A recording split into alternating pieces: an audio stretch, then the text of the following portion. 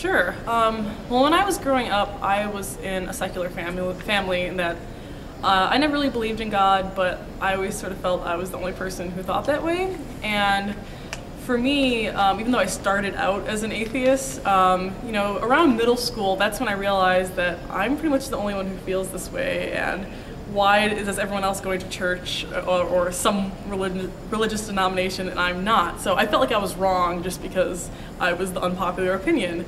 And so I definitely had a time period where I was, thinking, well, maybe there is a God and it must be because everyone else thinks this and they've probably examined it, right?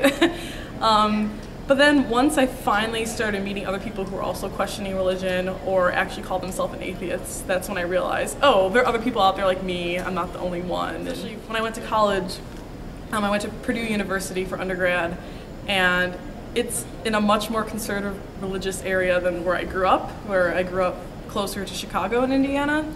And I was just constantly confronted with people trying to convert me and getting me to come to their Christian meetings, and people who were literally terrified when they found out I was an atheist. But once I started my secular group there, that's when all of a sudden I realized I wasn't the only person on campus that felt that way. And it was just so good for me knowing that I wasn't alone in my non-belief, and I think that's awesome when anyone finds that out. Age 13 was when I actually first learned about evolution, so I thought creationism was true because I didn't really learn about it.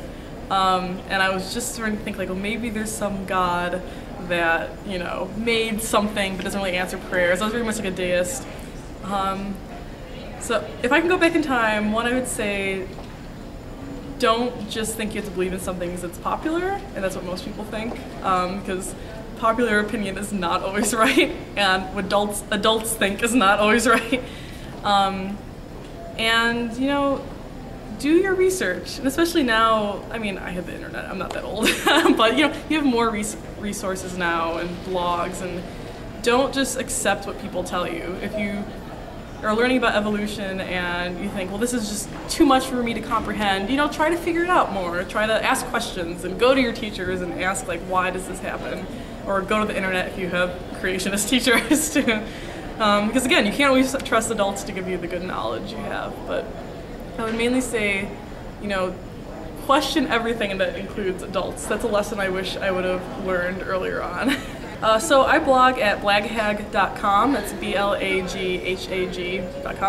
I talk mainly about atheism, feminism, sex, science, a little bit of everything.